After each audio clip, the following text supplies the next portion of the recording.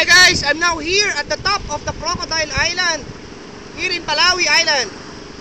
There are so many islands here. Earlier we went to the Snake Island. Again, this is the Crocodile Island. That is Palawi Island. How do you go to this place? You start from Santa Ana, particularly San Vicente Port. You're going to hire a boat. Boat ride going to this place is 15 minutes. It will cost you 500 pesos. Now, this is one of the best spots here. Now, why is it called Crocodile Island? Because the island from San Vicente is shaped like a crocodile. Again, I'm at the top of the Crocodile Island right now. There is a boat coming. I think there are tourists also. Again, Crocodile Island, Palawi Island, Santa Ana, Cagayan. It's more fun in the Philippines. It's more fun here in Palawi. Bye guys!